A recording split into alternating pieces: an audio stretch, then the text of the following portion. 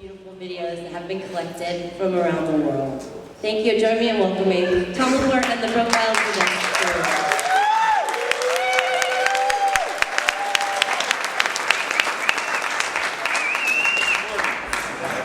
Good morning. Right on top. Good morning. We think what we have for you is more than a showcase. We think that what we're doing is changing the face of television. What we have is, Meg's described, a project, and Justin will give you a moment of history in just a minute, in which we went around systematically, Terry Pratt, Noel Charles, Greg Sklar, me, Michael Fassman, and we documented all of the builds, the 34 builds with interviews and with B-roll and that kind of thing, and then we came up with the idea, why don't we hand these out to the regions and let them tell their own stories, and create a network which is upside down, because what we're finding in the Burning Man world and in the world of the internet, if you turn something on its head, you're going to get something that still works and probably works better. So in this case, founding an inverse network, as we call it, is saying that the programming decisions and the creative decisions should be made by people in the regions. They can tell their stories best. They know what the stories are, they have resources they can pull together, and they've got the talent, the passion, and the incentive to tell the stories better than anybody else could. So rather than wade through it ourselves and give you some sort of generic telling of the core project, we put the word out to the regions. This is Terry Pratt, he always does this.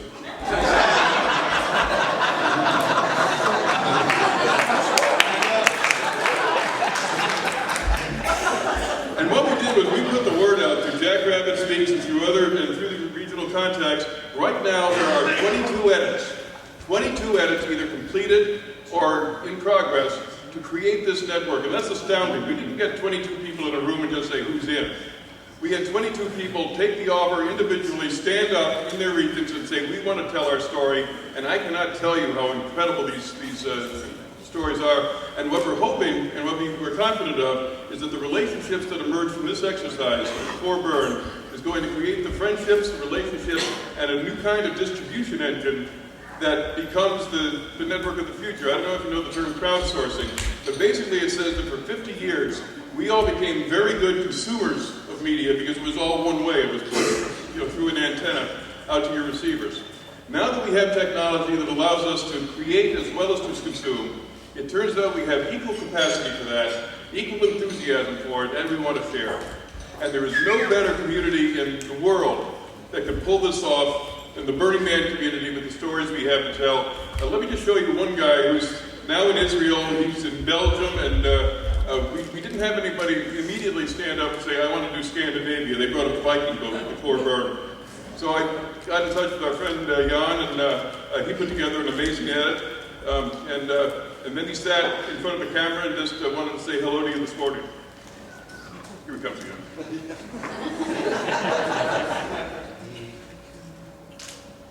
I asked him to tell me how to do this, he wouldn't.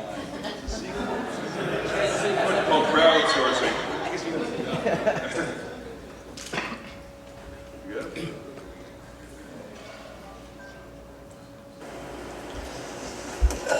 Hello.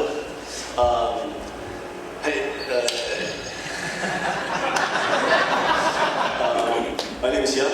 My friends call me Jean-Pierre. I'm from Belgium, and at the moment I'm in Israel. And the last days I was editing for the Scandinavians, the Vikings. So it was Tom Laporte who brought me in touch with Terry Pratt, and he told me about this idea of making all these videos for the regional birds. And it was an honor for me to be part of it. I really enjoyed doing so, and I think like Meg is saying in the video that you can see the energy coming from the playa, and it's going all over the world, and you see all these blinking dots of people burning and bringing this energy back to the burn. So for me, it's an honor to still be burning and to help out with to get these sparks bigger and bigger. I hope you have a nice day, and I hope to see you at the playa. Bye. Okay, that's Jan, and there's 22 people like him around the world who are doing this work, or doing it because you asked them to, doing it because they want to, and they want to tell the story. So that's an example of the human face that's on this little new system that we've dreamt up. We want to show you have a number to show you. We're going to be doing a breakout session right after this, where we're going to be showing a number of the other films. One person I'd like to point out is, ask to rise, is Sandy Kovash-Long. She's a case study in what we're trying to do. She didn't even have a computer when we found her with the help of Real Girl. And she went out and not only got a computer, but figured out how to game the Apple educational system. For that first month, she was there every day when the store opened, as I understand it, to get her training and that kind of stuff. Worked with us because, as I say, in the inverse network, the network is not a machine sending out thunderbolts like it is in broadcasting. It's a service desk.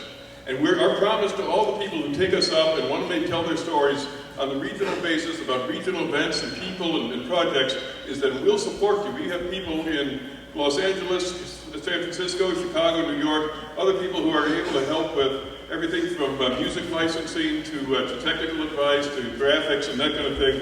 We want to give the video artists in your region all of the assets of a big company, all of the creativity that we as a community possess, give them access to the national resources, and tell the stories in a compelling way that can be shared and create a new distribution engine so that the genius that comes out of the regions is able to be shared region to region and beyond out into the world. Let's show you the one that was put together by the Lithuanians.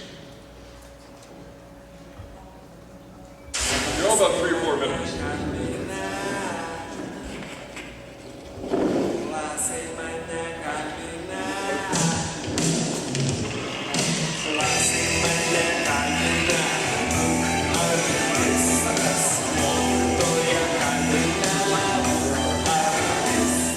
We're building our core project for Lithuania.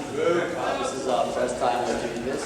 We're building a huge tree stump on the plywood panels with the unique carvings. The ritual is like ancient people in Lithuania during the darkest winter night. They used to drag a tree stump and in a small town or village, and they believe that this village home or house, they pick up all the bad things, all the material things, all the old emotional backlash from last year. And so at the end of the dragging, people gathered up together, and all the community, and they burned down the stump, and they believe that like it's a new start, new beginning. We kind of like made an old tradition in a modernized concept of the 21st century though. Like this is a panels, this is all angles, but we wanted to have a tree stump that is not perfect. It's beautiful, but that's why it's beautiful, but it's not perfect. Recently, I fell to Lithuania for the first time because we just couldn't believe a few years ago when Goku, who's our regional contact in Lithuania, said, you know, there are burners here and we're making art happen. Their event is called Burning Jonas, which is actually a play on the Gantus Jonas. The Gantus means burning. It was pretty amazing that the community was happening and that it very much resembled things here in Black Rock City, but that it was being manifested in another tongue and in another language and lexicon.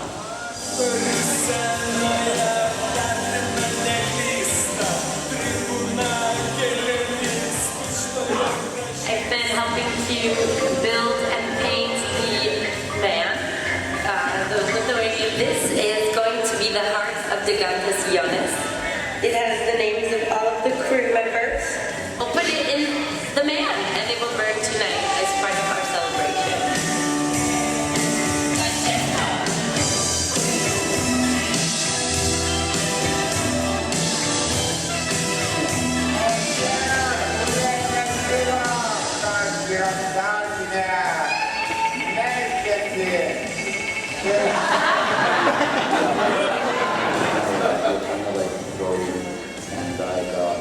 One thing is going to burn, and another thing is going and building and working and volunteering. It's not so easy like for example, like for people who have everything in their garage and they just pack it up and go. We gotta like fly over here, repair everything. But we had a great support from Irish burners, UK burners, like a sort of collaboration. We are very happy that we're working together with Czech people, Misha and Dalibor. We came all the way to our first general burn this summer, now they're helping us with the project. You know, we helped each other, they helped us. We've been so extremely well taken care of by a lot of some Lithuanians were there building or something, and yeah. We have some really nice things here, and we want to share them to the people there. people working together off-by and bringing it here. And I know the next step is they go back and they know how to work together off-by to create large-scale art in their cities.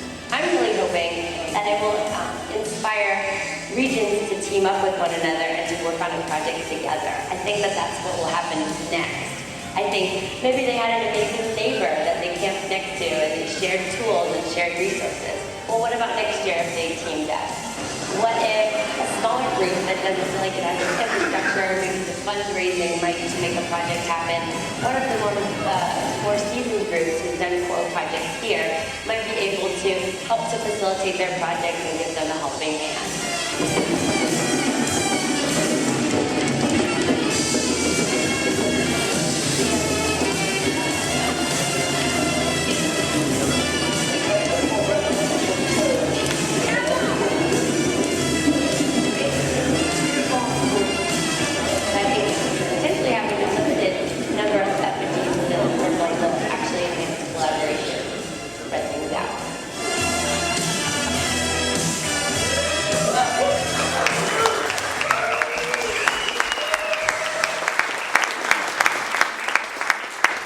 So you can see the local telling with local resources and footage and that kind of stuff is going to be not only unique to the region, but also more eloquent than we could ever put together. I'd like to introduce Justin Gunn, who was leader of TV Free Burning Man a few years ago and can tell you just a little bit about how this came about and what it means to you. Hello, everybody. Everybody's night last night. Bear with me, mine was pretty great too. So I first went to Burning Man in 1999, and like so many of us, it just completely blew my mind. And what I was just stumped by was I remember sitting there with literally like a yellow pad and a pen on my second day there, trying to articulate what it was that I was experiencing, what I was seeing, what I was feeling, and I couldn't even write a sentence. I couldn't write a word. Didn't know what letter to start with. And as a journalist, most of my adult life, I kept having this dream of, how do I communicate this? How can I communicate this? If a picture's worth 1,000 words, a moving picture's worth at least 30,000, every second. And so I had this dream that one day I would be able to try to tell this story of what happens out there through the medium of television.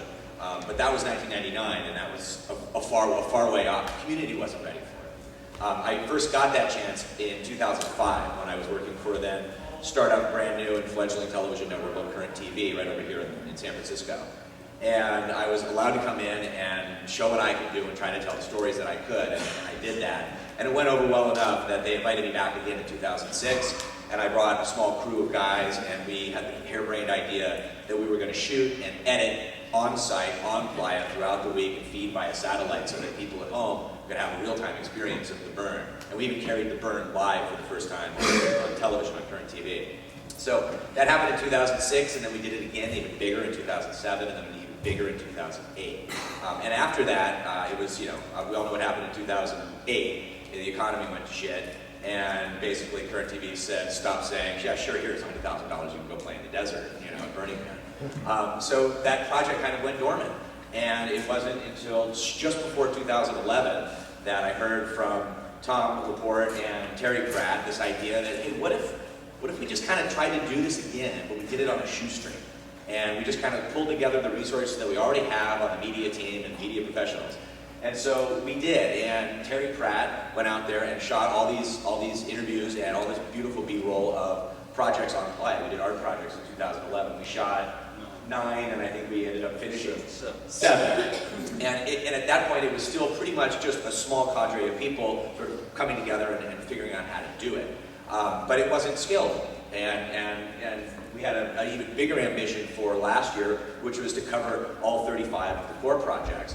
So that we came back with how many hours of footage? No, probably 40. Like 40 hours of footage, and I'm sitting here with this hard drive staring at it going, oh my God, what do we do with this? How do we actually complete this in a way that gives meaning to all of the different projects? It's just too much to handle. And that's when Tom had the brilliant idea, the obvious idea, but just the stroke of brilliance, to say, well, what if we turn this on its ear and we create, instead of doing it ourselves, we create a tool set of videos, and we pull together our knowledge and our expertise, and we offer those as services to people. And that really was the birth of this Burning Man regional video network, which became what we have today.